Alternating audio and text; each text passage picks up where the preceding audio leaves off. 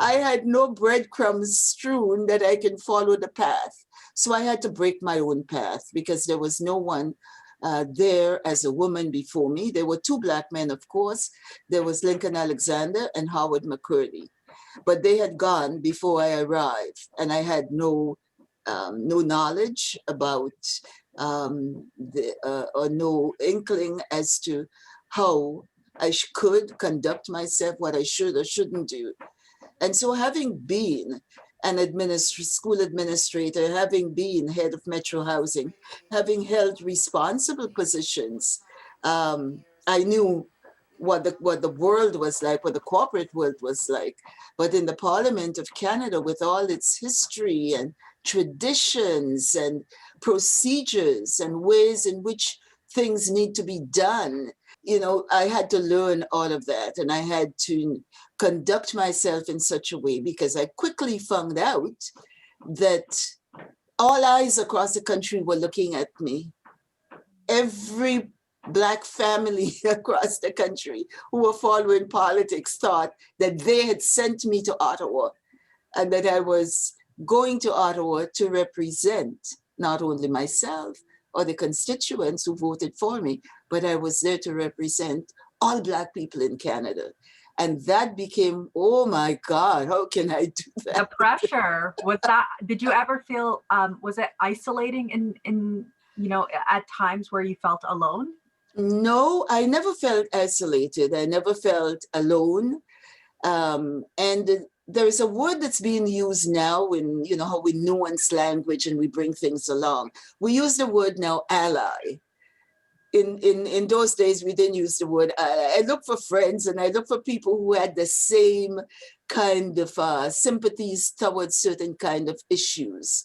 Mm-hmm. And so I worked always, and all my work and all of the accomplishments have always been through a team, through a supportive group, through working with others. And so I looked around to see who knew what, who felt what, people who had done work with international development agencies and knew Africa and knew the Caribbean, who, when I wanted to put something together on microcredit, looked to see which MPs had some empathy. When I wanted to do some things around reproductive health, I looked to see what women or men who were interested in that topic to bring them together.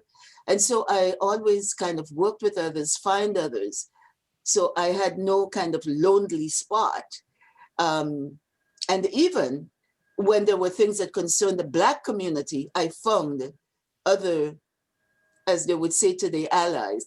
You've changed the landscape and you've kind of opened doors, not only for Black women and Black politicians, but also women in general.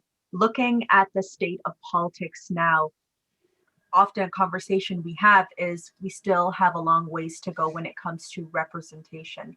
Do you think that we've come a long way, and where do you kind of see where we need to have a kind of more improvements?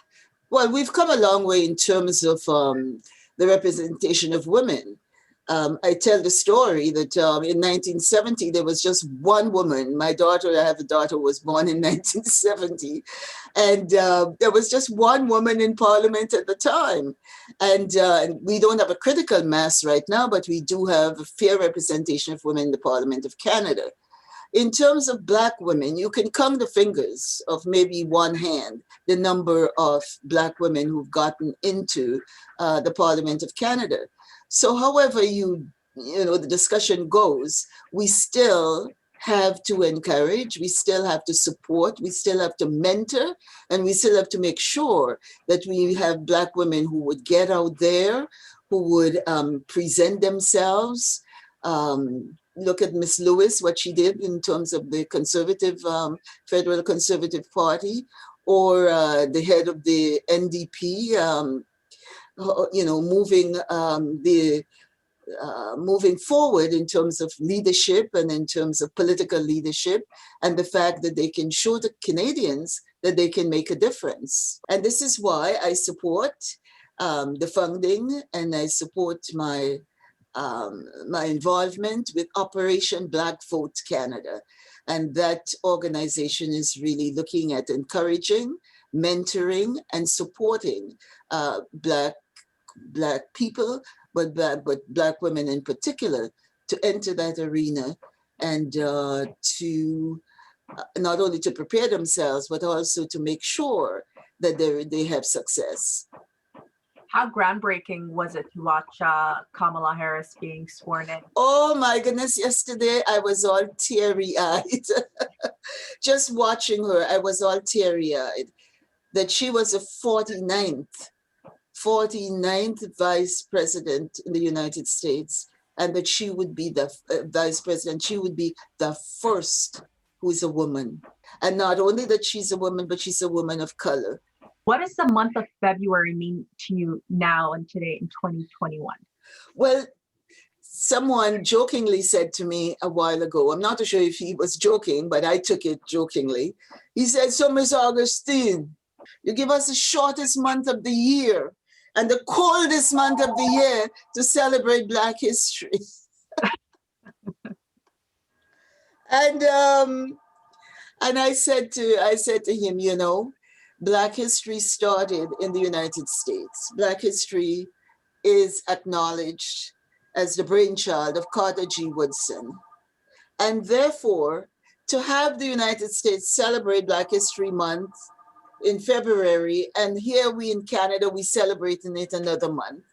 So it was really associating the fact that they're celebrating it in February, which is just south of us, our neighbors, and that we would celebrate also in February. So that was how I came about, you know, asking for February as Black History Month, because it is Black History Month in the United States and Black History Month in Canada.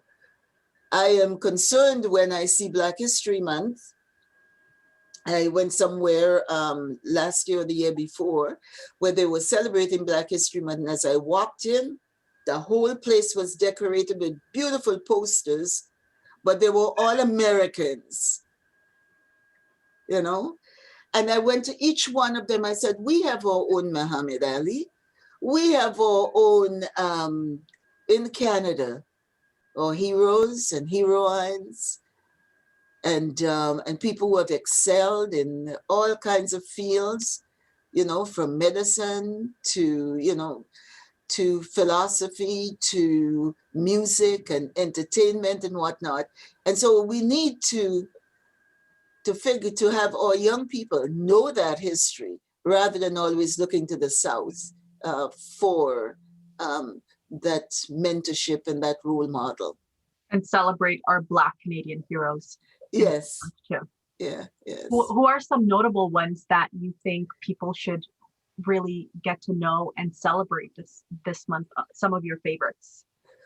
Well, there are so many of them who've made contribution that we look towards. There are so many of them that now the system, when I say the system, I am talking about school boards and other institutions are beginning to amplify. So for example, we have the $10 bill that was done. We have parks that are named. We have your school.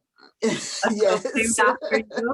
We have schools that are named. We have streets that are now being named, and there is an effort by the Ontario Heritage to put plaques in various historical places, etc. We are also in history departments now, they're looking at, you know, people like the Oscar Petersons who've made international, we have people who've made international recognition should be given. And therefore, as Canada, we should know who these people are. Of course, our athletes, we know, feature in various international and world sporting activities. Our entertainers are well known, not only here in Canada, are known around the world. And so, you know, our young people know their names simply because of their music or their entertainment or their role in film. We have filmmakers who are doing excellent, you know, whose work is world renowned.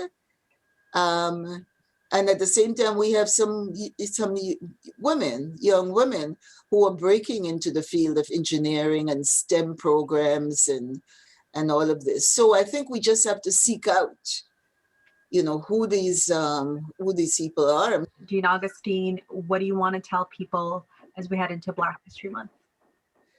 As we head into Black History Month, I think it's important for all of us to examine our own prejudices, to examine our own relationships, to ask ourselves, are we allies to ensuring that others are full participant in everything in the society, in the workplace, in the ceremonies, and in everything that happens in the society.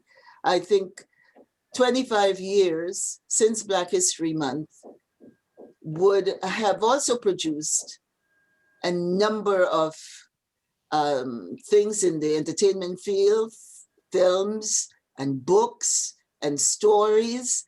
And so I would ask that we all read something, support something, get ourselves really well informed so that we don't ask of Black people some of those questions that we used to ask, and that we see each other as Canadians in a just and fair society, and that we include everyone. So this is my message. I think this COVID time has underscored that for me. Well said. Thank you so much for taking the time to speak with me. Thank you. Such an honor. Thank you so much. I appreciate it.